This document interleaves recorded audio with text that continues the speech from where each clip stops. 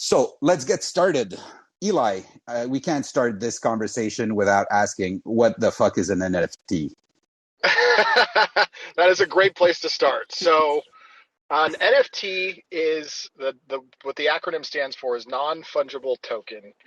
And the significance of that is in crypto world, most people are familiar with Bitcoin, Ethereum, Litecoin, Dogecoin.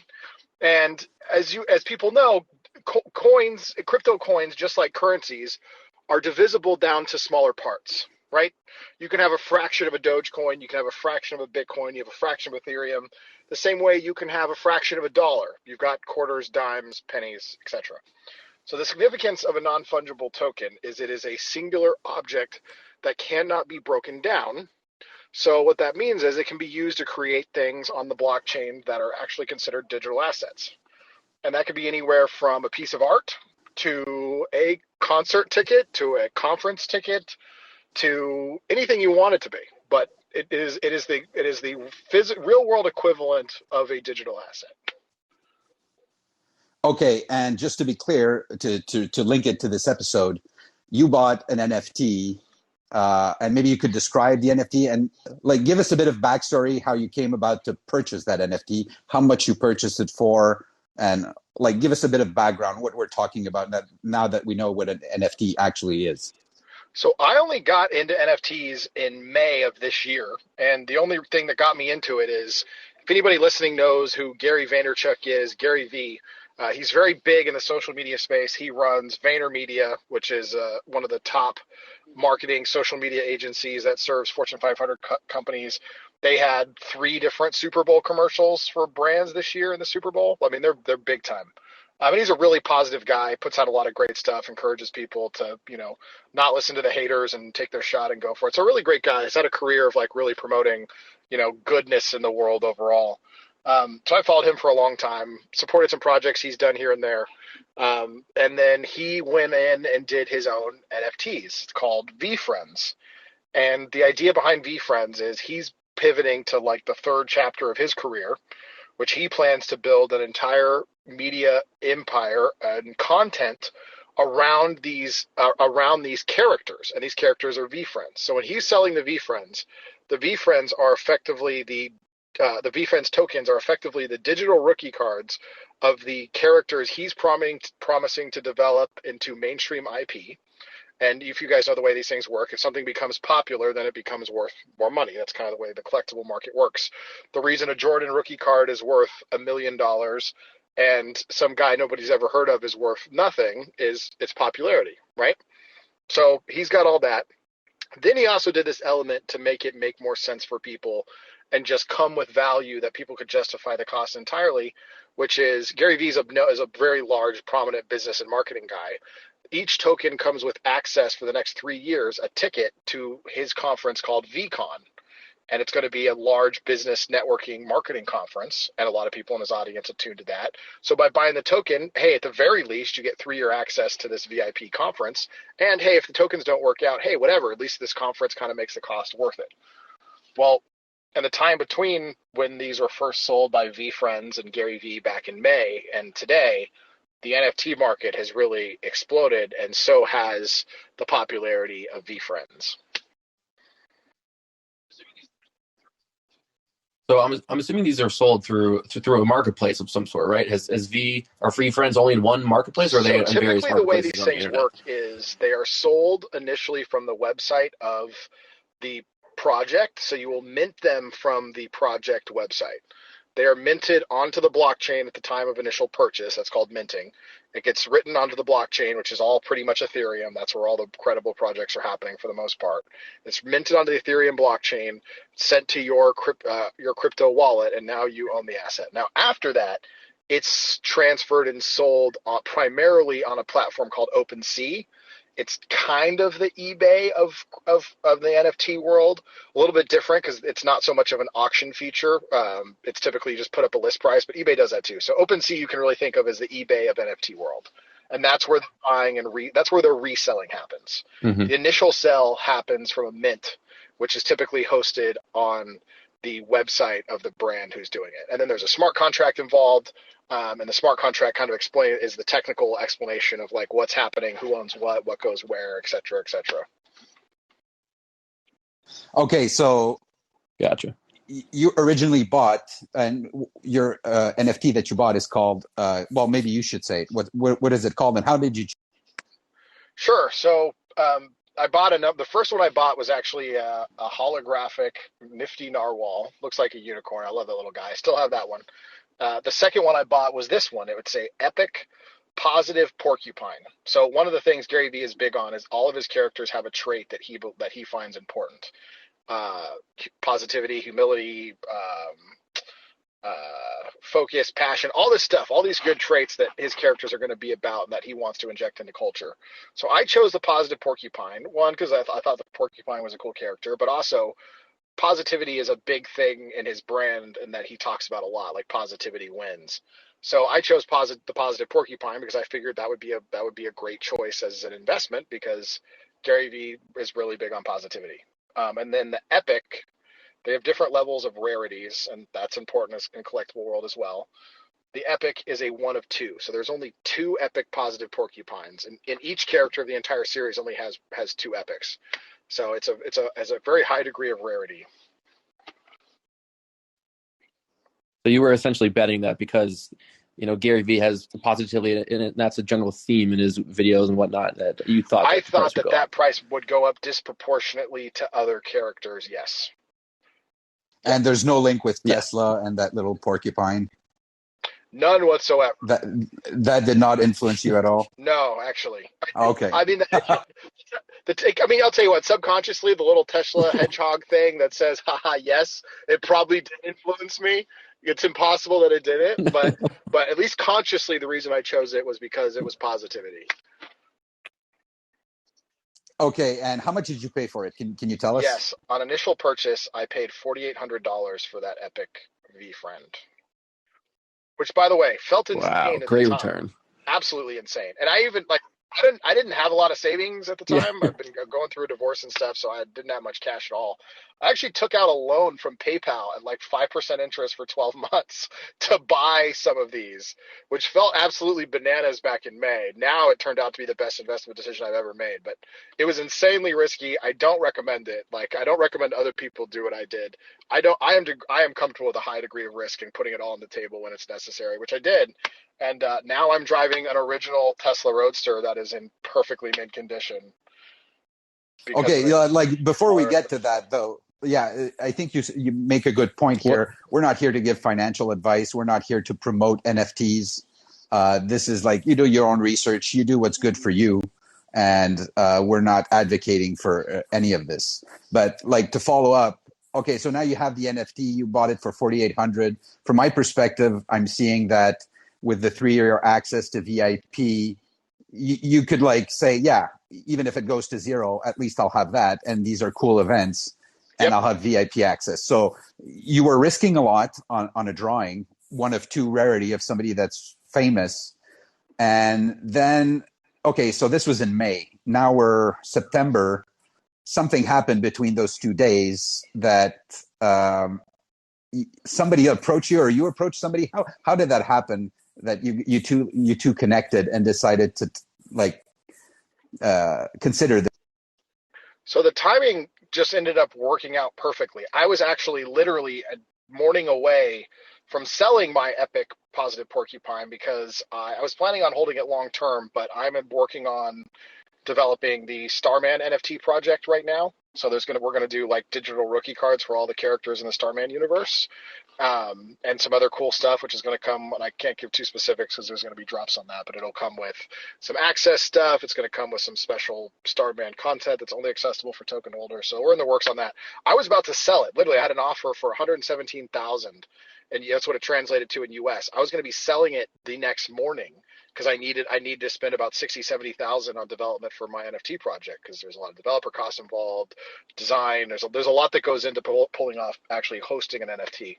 And I got a call from Dan at like 1 o'clock in the morning on my drive to Starbase. I was like the first night in my drive to Starbase, and he says, "Hey, I'm thinking about selling one of my Roadsters, and do you know if anybody would want to trade me for one of their VFriend NFTs?" He's like, "I missed the boat on that, but I missed the minting, but I really want to get into that now."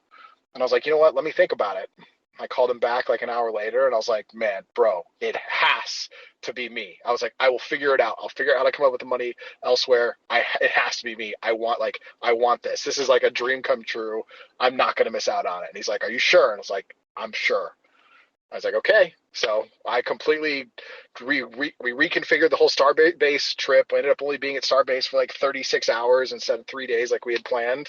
So drove the 2,000 miles, got a day and a half at Starbase, and immediately raced back so I could get to his house in time before he left on one of his trips. It was wild, man.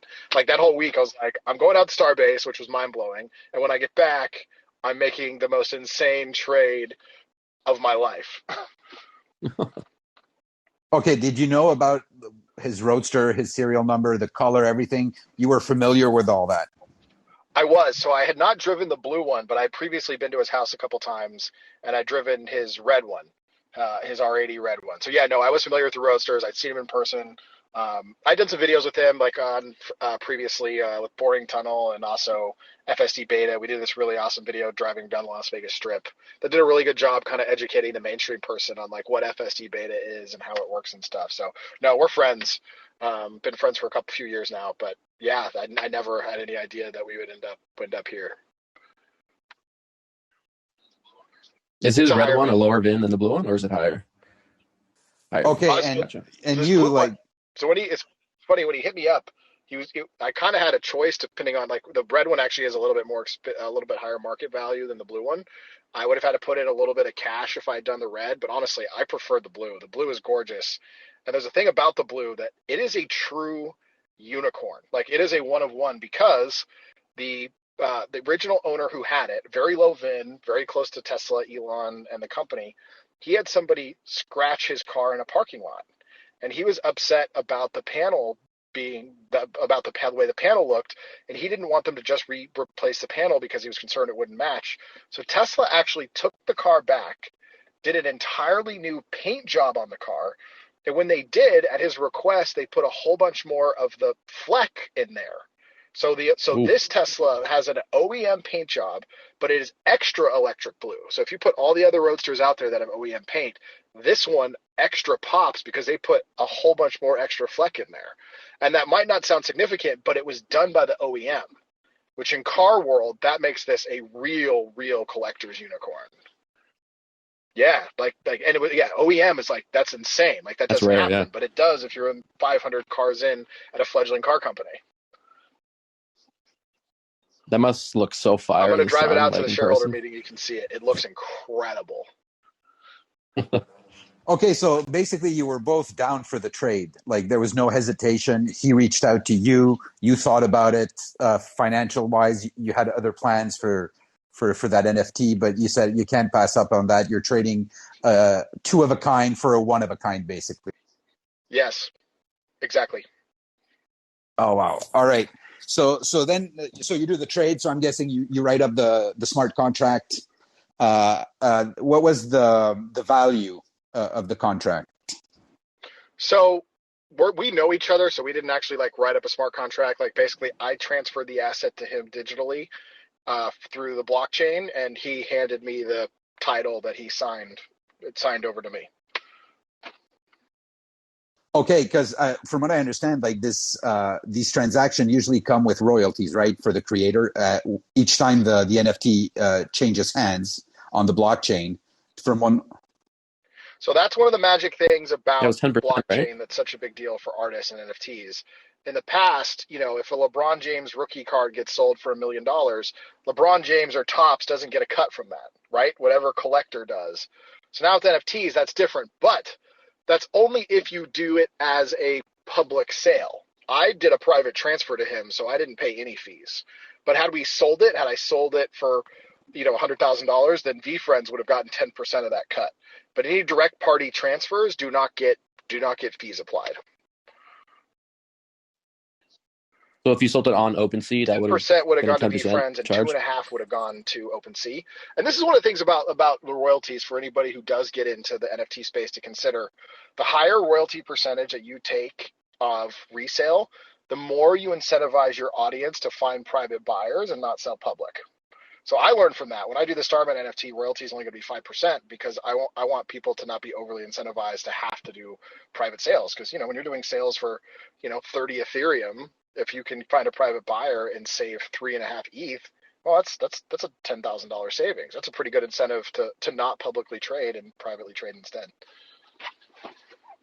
And I'm wondering, like Gary V and VeeFriends, they're not like upset. Like if everybody starts doing like private trades, they're getting like cut out of this 10% royalty, and they're actually offering something in exchange, like the 3-year access. So how does that? How do you figure that plays out from their end? Because it's a 3-party transaction, and you basically bypass one of. Well, I mean, I was the initial buyer too, so like I paid the initial mint price to them, so I don't really feel bad. But also, I mean, it's the market. The market is the market. They obviously prefer people to do non-private transactions because they get funds from that. However, I would say in this case, the story of the trade, I think, brought far more value to the VeeFriends brand and awareness to VeeFriends than that commission would have been if it was a cash transfer. I would say the commission was worth more than $10,000. That would have been what they would have gotten of their cut. I agree. So how do you assess like the value of it? Because over those few months that you held it, did you just like look at comps of other VeeFriends NFTs, or like or is there some sort of marketplace where you can so sort the of look pricing at the value? what everyone is looking at is CryptoSlam. It's a platform that is pulling together sales data from different projects. Basically, the market price is what the project has recently been selling for. So you'll look at the thing and say, okay, the current lowest price token is listed for this price, right? And that'll be like, that's a core. So then the core kind of defines the floor, and then the higher rarities kind of become worth more and more incrementally above that. So you'll look and see, okay, what did the last epic sell for? And it's like, oh, the last epic sold for 35 ETH. What did the last epic before that sell for? 2090. So it's like, okay, between 30 and 34 is now the current going rate because that's the last one's transacted for. Then you look at the core floor, and it's like, okay, the cores are going for 19. That makes sense then that an epic would be going for 30 to 35. Like it's all based on recent sales data and what is being listed. So the floor price is the floor price is the equilibrium of we've met buyers and sellers once a price hits a certain price. So a floor at 20 means that if a token was listed for 19, it got bought. So at 20 is the point where the market is hit an equilibrium and buyers and sellers are not transacting. If one got listed, it got bought. Okay, like I gotta ask, because I went on OpenSeas and I've seen some tweets like today, people saying that people are actually selling them to themselves to drive up the price. And I've seen weird things like also from VeeFriends. Magnanimous Maltese was like the high bid was 99 trillion ETH or something like that, like for 376 like quadrillion dollars. Like, how does the market like decide what these things are worth when like there's no verification that the bids, first of all, that the person who's making the bids has the funds in its wallet, and that it's not the same person just selling it to himself to drive up the price? So this is one of the fun parts about blockchain is all the data is there. So actually, 2 days ago, the chief of product at OpenSea was fired because the internet was paying attention and they figured out, because all the transactions on the blockchain are public record. And if you can figure out where in the chain goes to the person who's pulling the strings, you can see all of their behavior. So it turned out the chief of product at OpenSea had a bunch of different wallets privately that when things were going on sale, that when new listings were going out, he was sniping them before it was available to the public and immediately reselling them for double. And people who just monitor the blockchain figured that out, outed him on Twitter, and he was fired within 24 hours. Well, that's a good thing for decentralization. Yes, So where we're headed is, if people actually do any of the behavior you're talking about, it gets sussed out and exposed so fast, because again, there's no way to move anything anonymously. You're anonymous, but they can like the accounts look anonymous, but they can if you get a data person to look at all the behavior, it's like, okay, you have this other wallet, right? Well, how does the money get to this wallet? All right, it had to be a transaction. People can walk all those steps back, and they will figure out who's doing it. So any people who do try to do market manipulation, it gets exposed. Okay, and how do you explain like these outrageous bids of quadrillions of dollars? So the quadrillions of dollars was not a bid. That would have been a listing price. You can list something for whatever amount you want. Bids, though, you can't bid without actually having the money in your account. When you place a bid, the money is committed. So unlike eBay, when you place a bid and you have to pay it someday later, or you can abandon it, on the blockchain, when you place a bid, the Ethereum is literally committed, and it comes out of your wallet the second the bid is accepted. Like, you can't bid without the money backing it up. So if somebody places a 20 ETH bid or 100 ETH bid on something, they've got the 100 ETH in their wallet. The bid is not allowed to be made without it. You don't get to make unbacked bids. Okay, so that solved that. So basically, those outrageous numbers is basically people who own a VeeFriends NFT and actually have no intention of selling it. So they just fill out the things with 9999999 ETH. They're memeing. As much. Yeah. Okay. They did it for the memes. It's just saying like, I'm not selling ever, and if you're willing to pay that much, I'll sell it. But they're asking for like more money than exists in US dollars, right? Like. Yeah, exactly. So here's actually the real reason why people do that, I think, is when you go to look at the details of the tokens in a project, one of the sort filters is highest price listed, and you can get yours at the top of that list by just putting the most outrageous price. I've done that before on one just because I thought it was funny, and I wanted mine to be seen, because views translate to attention, and views also are useful if you are trying to actually sell it. So people may put one at a crazy high price just to get attention to it. And later, when they do want to put it to a reasonable price, a bunch of people have favorited it. So there's a bit of a game strategy to that. Like, I've had one listed before for like 12,000 ETH. I had no intention of selling it for 12,000 ETH. I planned on at some point selling it for 10, but it got like 38 favorites. So then later, when I did want to sell it, I had interested buyers that I have had identified. Yeah, that makes sense. Like, that's exactly what I did. I went on OpenSeas and I sorted high to low, and this is what I saw, like Maltese, the magnanimous Maltese, and I said, yeah, like there's not that amount of money. I don't think it even exists on Earth. They did it just so you would see it. Yeah, and right next to it, like, there's a buy now button, and I'm like, seriously, buy now? No, it was just so you saw it when you clicked that filter. That's why it was done. All right, and now, like, tell us about the Roadster, man. You've had it like for what, 2 days now? So I went to Dan's house to go do the deal and drive the Roadster. I now have to wait a couple weeks. He's going to ship it to me, and I'm going to get it. Like, basically going from southern Utah to California, the Roadster would take multiple days because you have to destination charge. The OG Roadsters do not work on the supercharging network. That's not a thing. You can use an adapter to the supercharger, but it doesn't charge at 120 kilowatts. It's charging at like 28 kilowatts. It's a 2000. That's what it was back then.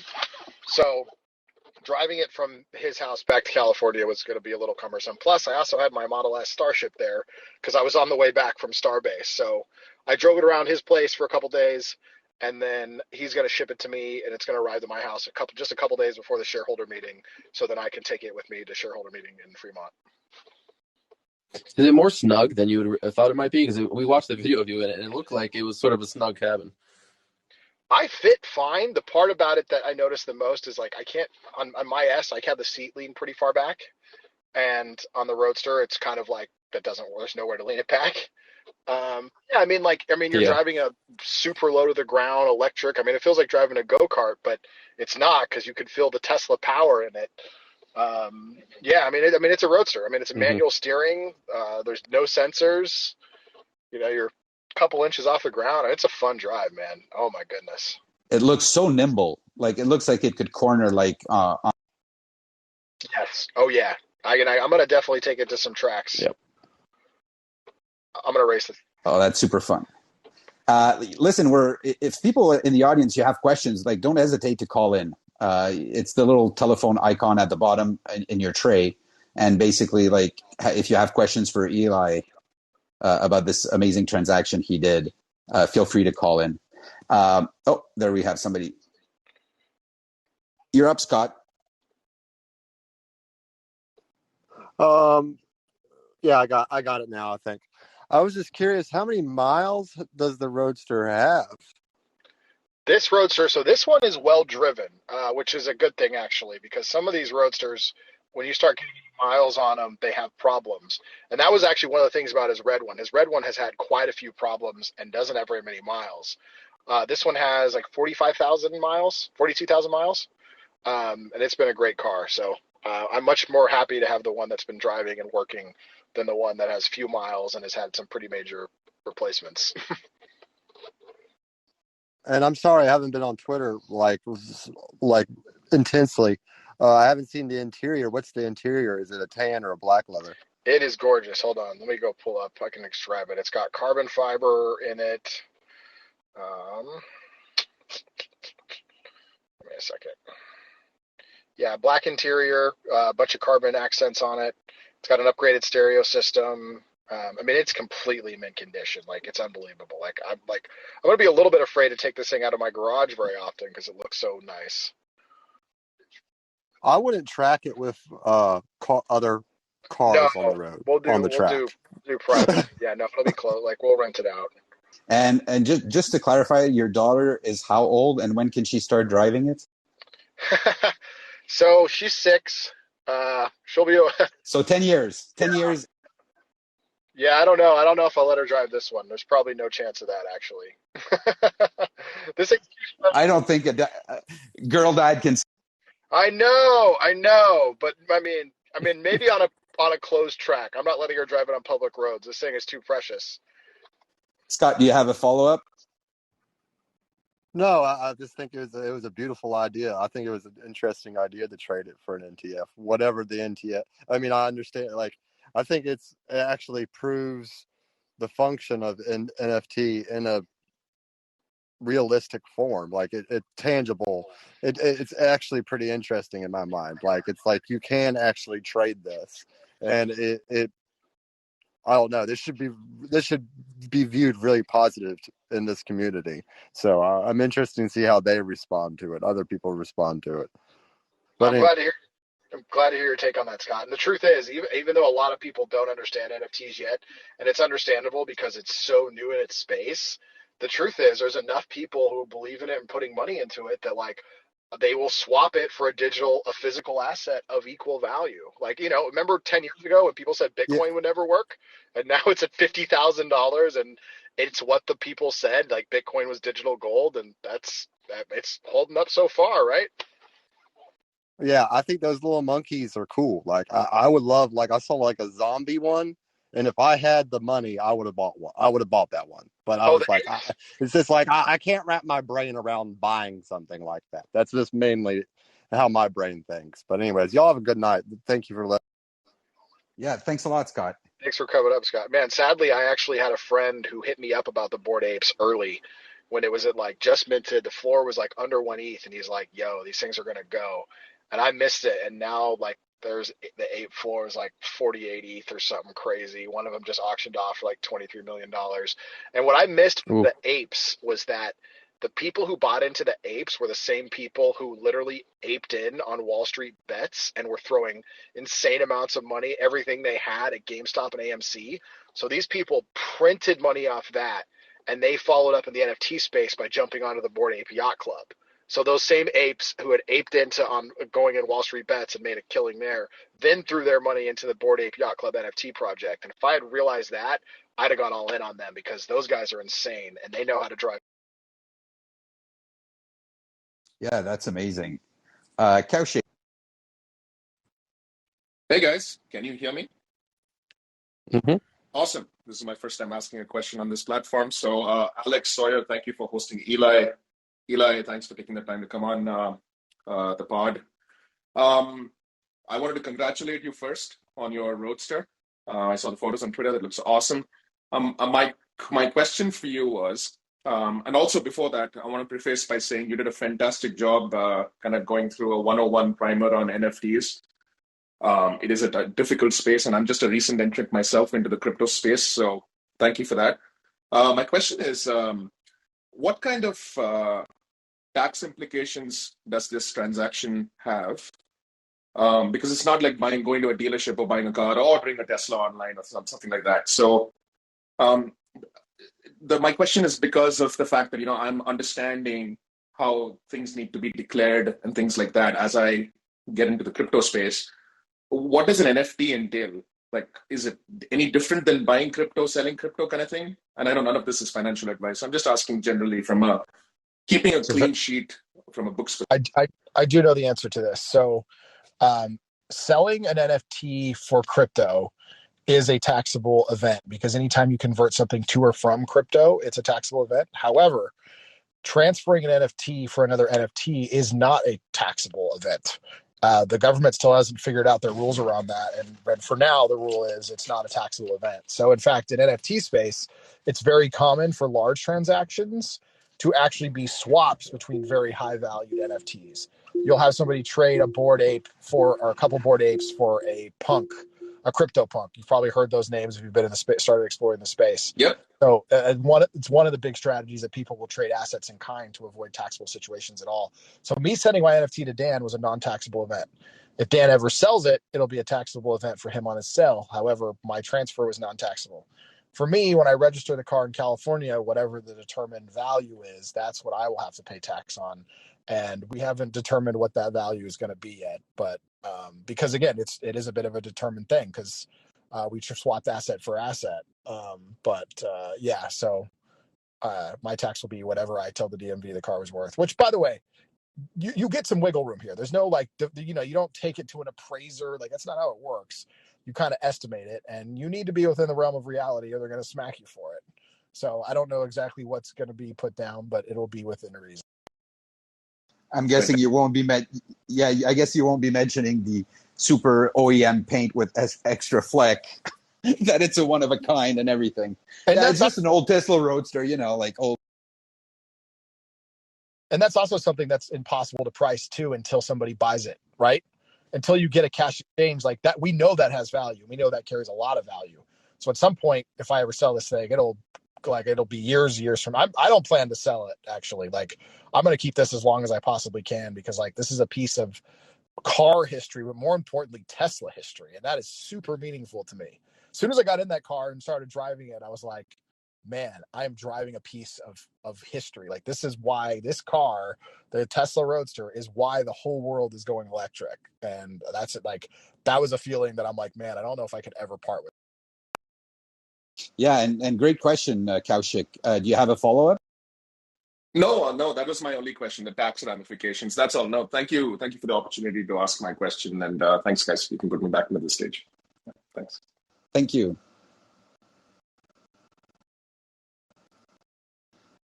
And we have, I think we lost Rajendra. If it's a bad flip of the buttons, just call back up. I'll speak to something that some people have been asking a lot for while anybody else comes up is that people were asking. So I was kind of explaining that the short of the value of the VFriends is supply and demand. There's a limited supply and there's a higher demand. And people have been asking, well, then why is there so much demand? And basically what Gary Vee has been doing with VFriends over the past 3 months is really showing active development of his plans to develop the IP and increase the popularity of the project. And that's led to very wealthy people coming in and buying very rare tokens at very high prices. And that becomes a bit of a spiral where people are like, oh my God, this project's being invested in. We don't want to sell. We're holding, right? The same thing with Tesla. There's so many people that held and believed that when this short squeeze finally happened, the stock just went forever because there wasn't enough people willing to sell. So you got a bit of that happening. And then also too, the NFT space is growing, more money's coming into it, and people are looking around and saying, hey, there's a bunch of projects here being ran by unknown people that no one's ever heard of. And then there's this project here being ran by Gary Vee, who's got a 20, 30-year track record of being successful. And he's got so much money that he can make, and he's a billionaire himself, he can make these tokens valuable in ways that other people can't. And he's even said that. He's like, look, I can do anything I want to make sure that my supporters don't lose out. I could decide that I could just decide one day that you guys get a percentage of revenue of the share of entire VaynerMedia. He's like, there's nothing I can't do to make sure my supporters don't lose. So when you have something like that, it was very obvious for a lot of people when the price was cheaper to buy into VeeFriends, because the guy backing it has so much resources and credibility. Oh, so you mean like the past 2 days I've been drawing little doodles of animals? I wasted my time? Not if you enjoyed the drawing. It was worth it, but it probably won't print 100 million. It won't make the money machine. Oh, God, great answer, Eli. Rajendra, you're up. Hi, great discussion, guys. I'm still getting to know about the NFT and the crypto world, so this was very informative. I just had a very basic question that from what I gather is you trade these NFTs on OpenSea. So is that the only platform out there, or is it like one of the big dominant platforms and you have other options also? It's actually not recommended to create the NFTs directly to OpenSea. That is something that like small artists do, but if you're actually doing a serious project and you're a company that is really like that's not seen positively, it suggests a lack of technical competency. However, OpenSea is pretty much the sole source of the resale platforms. You can sell in other places, but honestly, right now, it would be like if you're going to go sell something online at an auction, would you sell it anywhere but eBay? That's kind of OpenSea.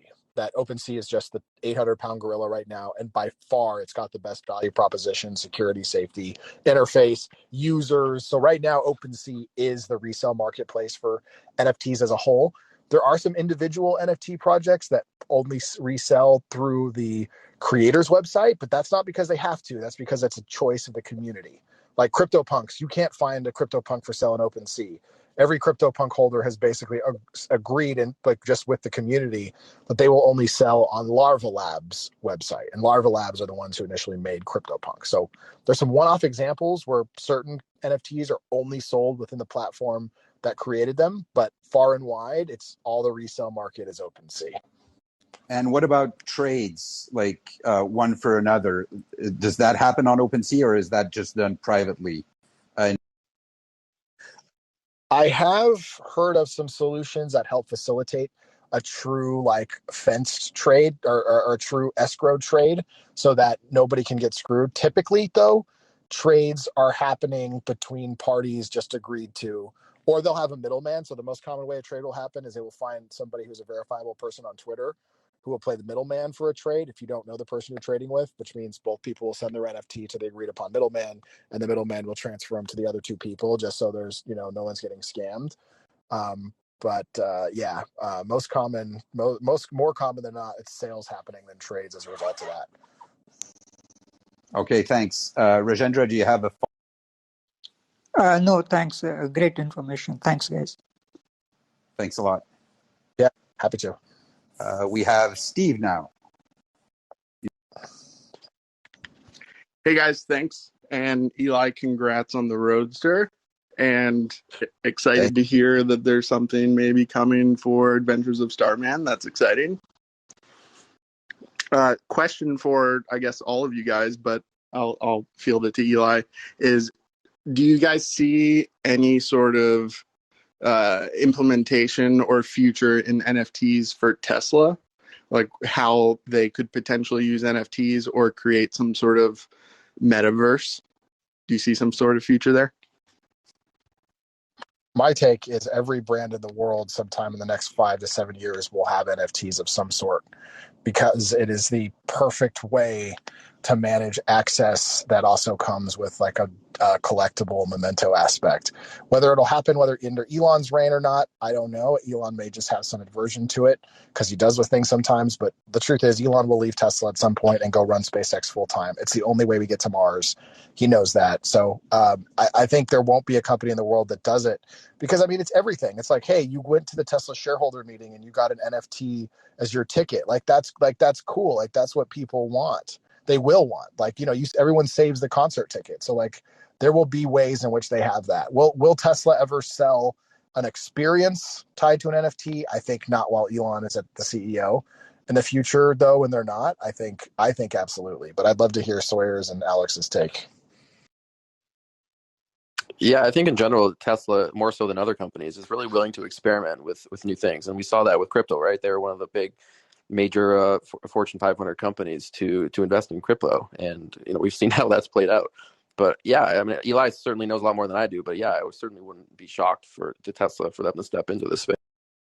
And I would just add to that, when you look at the products they've been offering, sometimes like the shorts, I think that would have been perfect to be like have an NFT link to that for shorts NFT. Yeah, shorts NFT. That'd be cool. So it's an authentic, because seriously, like people could replicate it, and these might go for huge amounts of money in the future. And if it had been like authentified on a blockchain, it would have been just that much more. And I don't know why Eli doesn't see Elon wanting to experiment with NFTs, but maybe you can elaborate on that. I see him totally doing it in the next few. I just have a sense that he's going to be weird. He's just going to think it's silly, but I think they make a ton of sense. My guess is just that I'm not sure if Elon will embrace it that same way, but I could be wrong. And he's big into crypto. So I know it's a weird take for me to think that he won't be about it. But like I said, I'd be happy to be wrong on that because I think it's genius. Steve, did you have a? No real follow-up. Just thanks for the show. Last night and tonight was really enjoyable, so thanks. Also, Steve, thanks for grabbing Steve grabbed the cameo spot in Starman Begins, so he has the cameo he's in the episode. Very exciting. Thanks. Nice. Yeah. Thanks a lot, Steve. Cheers. We have coffee. Hey, Eli, since you've been doing such a great job of explaining all this, I was hoping you could help me understand what Ethereum gas is and these gas prices and so forth. Oh my gosh, gas is like the one part about it that sucks. It's so off-putting sounding. Like, is it really gas or? I know somebody made a joke, and it was probably the most underrated comment, that it was like, this is the first Tesla that involved a gas fee. So the first Tesla cell involved a gas fee. So basically, gas is. Hold on, give me 1 second. I'm sorry, someone's tapping on my. I'm doing.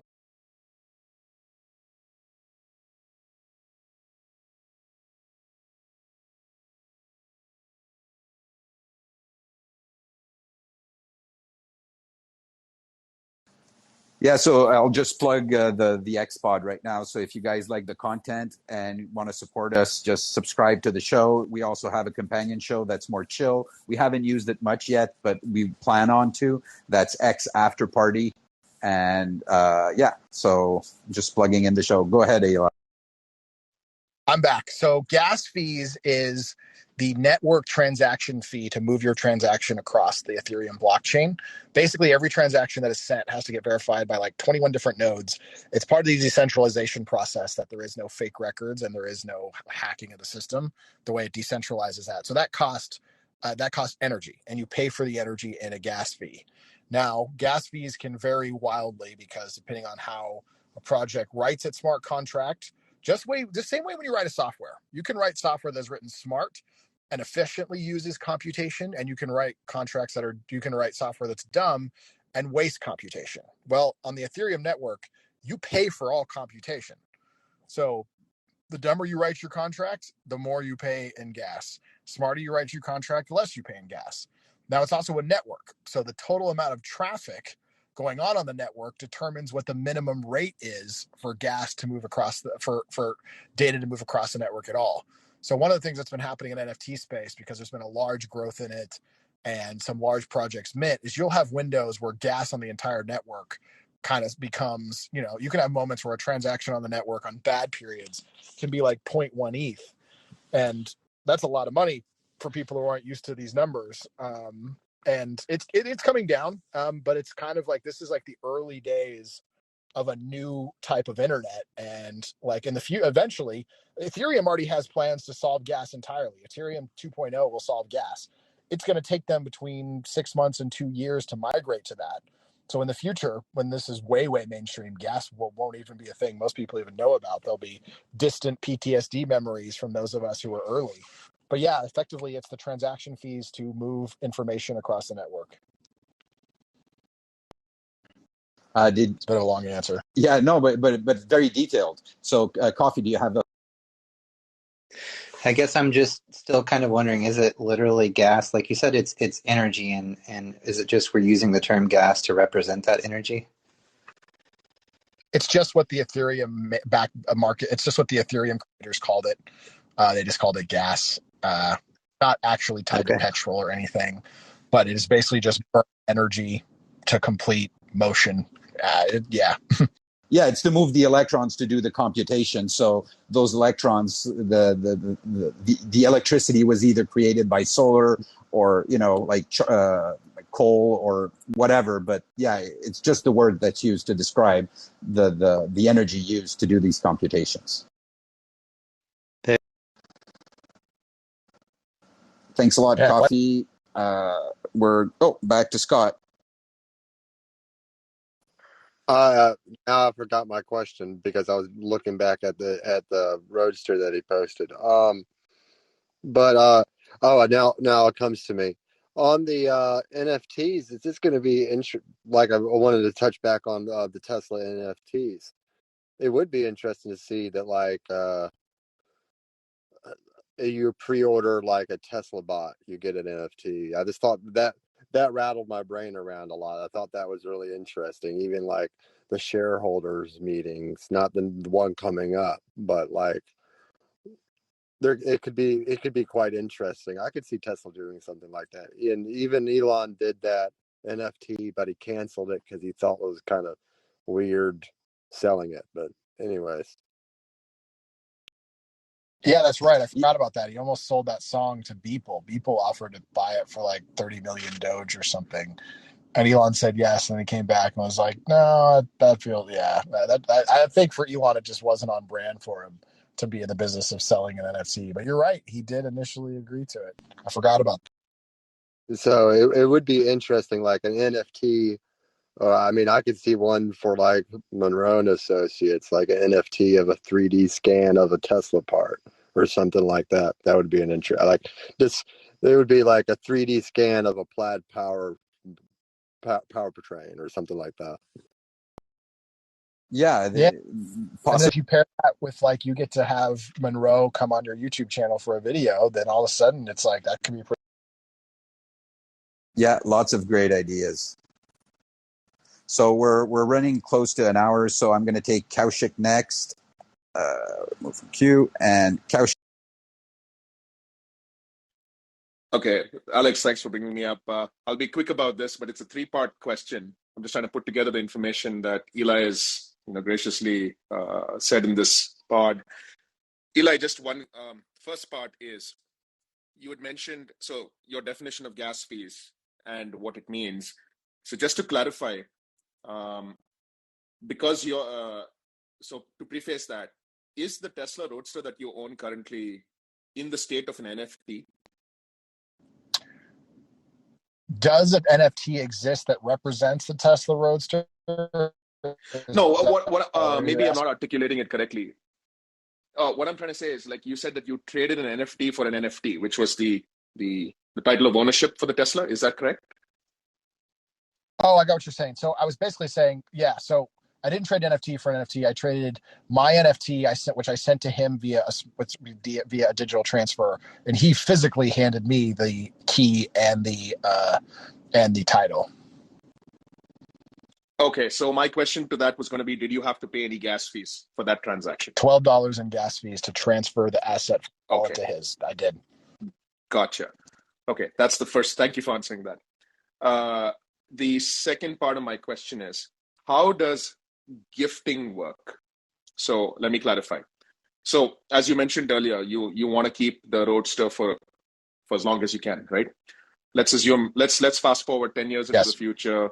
Your daughter is 6, my son is 5, and I'm just thinking about this. Like, let's say you decide to gift her the Roadster for an accomplishment. Okay, just hypothetical scenario. How does the gifting of that work? Does it involve the NFT space at all anymore 10 years from now? Or only if I were to have minted an NFT and said whoever buys the NFT, I'll give them the Roadster. unless I did something like that, which, by the way, I have already thought about. And I think if I ever do, that is what I will do. Okay. It will be, you buy the NFT. Like, I traded an NFT to get the Roadster. It's only appropriate that if I were to ever sell it, the way to sell it, buy this NFT, and whoever buys the NFT gets the Roadster. That I think that is, if I ever sell it, that is how it'll be. And especially 10 years from now, NFTs will be so commonplace. It wouldn't be a weird thing. Okay. But no, it doesn't necessarily, it won't involve the blockchain unless I were to put it on there. Okay. And my last question would be an extrapolation of this. If you were to put it on there, let's say you as an NFT, would, say hypothetically, your daughter have to pay taxes at that time? Like, why I'm asking this question is because, gifting things is normal. Like, and when you gift actual objects, Yeah. nobody asks you anything. Now suddenly, like, what if I want to set up a crypto wallet for my kids? And I'm going to invest on their behalf until they turn 18, and I want to then gift that wallet to them, and then they can do whatever they feel like. The tax implications and things like that. Now you've taken it to a whole new level with the Tesla Roadster. So I was just wondering how things kind of, when you exchange hands, the implications of things like that. I hope it's not too technical. And yeah, no, thanks. Well, the implications right now would be, let's say you set up a wallet, it's got all this money in it, all this Ethereum, Bitcoin, whatever. You hand them the address, right? You hand them the you hand them the key phrase, and they have access to the wallet. Until they sell any of that Ethereum into fiat based on current tax law, it's a non-taxable event until they convert it, until they sell it. You have no reason to go tell the IRS that, like, hey, that's not how it works. Until they do anything with it, there's no tax element that will pop up. Now, I don't know what the tax laws are going to be in 10 years. That could be very different around crypto, but right now, yeah, like with the SEC and Gary Gensler talking a lot about it in the last few weeks, it's just interesting. I keep thinking about it a lot. And so essentially, if I were to take away what just a summary of what you said, like, so from a crypto wallet perspective, the wallet, I mean, I can just hand you the wallet because there's no identity tied to the wallet except wallet is the bank. The wallet is the bank. Right. Okay. Yeah. Understood. Super. No, thank you. Yeah. Thank you, guys. Those were my questions. Yeah. So no, literally anybody you hand the key phrase to has access to everything in your bank. And so, like I said, for like a scenario with a kid, I could give my daughter my crypto thing, and until she ever sells any of it and pulls it into fiat, there's no tax obligation involved. I see. Understood. No, thank you so much, Eli. Welcome. These are great questions, man. Like, I love it. Yeah, thanks a lot, Kaushik. You're on fire. Yeah. So so we're gonna end it. I think right here, and because we're close to an hour, and we try to keep these around an hour. I'm gonna put you a little bit on the spot here, Eli. Would you consider coming back on the pod? You have so many projects, my Tesla adventure, Starman, like NFTs, like when all these things like start coming out, would you consider? Yeah, I'd love to, man. These discussions are great. I mean, hanging out with the Tesla community is what this is. Yeah, and leaving a recording of it so people can listen to it down the road might be fun also for your daughter when she's older, hearing her dad talk about like the acquisition of the NFT on. When 30 years from now I end up winding up on Mars, this will all be a really cool history about how I ended up. Exactly. I'll just end with where can people? Obviously, it seems like ever since you got into NFTs since May, you've certainly learned a lot. So where can people sort of go to learn themselves maybe more about NFTs, or where are like the NFT community sort of residing in sort of social media terms? So there's not a single source per se. However, if you're going to watch one guy's videos, honestly, I would go watch Gary Vee's videos, Gary Vaynerchuk's videos about NFTs. He does a great job explaining NFTs at just at the assuming you know nothing level, which is a good important place to start. And then you watch all that information, and then the only thing that will actually make it start to really make sense, even after you learn that, like, the concepts of how it works and why it's valuable. I didn't get it until I started spending time. The NFT culture happens in Discord servers. Every project has their own Discord server, and that's where these communities form. That's where these markets form, and that's when you can really understand what's happening. Like the Starman NFT project, we've already built out the Discord server. It'll launch in about a week and a half. The Discord server is kind of the backbone of where the NFT community happens. It's where communication is happening. It's where all the announcements are happening. So that's part of why it's less visible to everyone, is Discord is not a traditional social media platform. It is a platform for communities, and Discord servers are invite only because they're designed to be social. Like you don't see public posts. Discord servers are private servers for communities to build. But the backbone of where NFT community is happening and where that world lives is in Discord. But if you're looking for content to start learning, go to YouTube, search Gary Vee NFT, and he does some really great stuff breaking it down. He does like to say fuck and a bunch of other things a lot. So if that offends you, maybe don't watch him. But yeah, I would search the internet. I went all over the place. I've read articles, I've watched YouTube videos, I listen to podcasts. It's such a new space that like there isn't a definitive guide yet. The space is defining itself and redefining itself and evolving very quickly. Cool. Well, I'm just gonna say, this is probably my favorite episode so far. I think this was originally a really interesting topic, and it really wasn't something that I knew much about. So, thank you for coming on, Eli. And it was cool to chat. Hey, I'm happy to be here. I'm happy to help talk about this, and look forward to coming back in the future. Yeah, thanks a lot, and thank you to all our audience who support us and subscribe, and you'll be notified when new episodes comes on. Good night, everybody.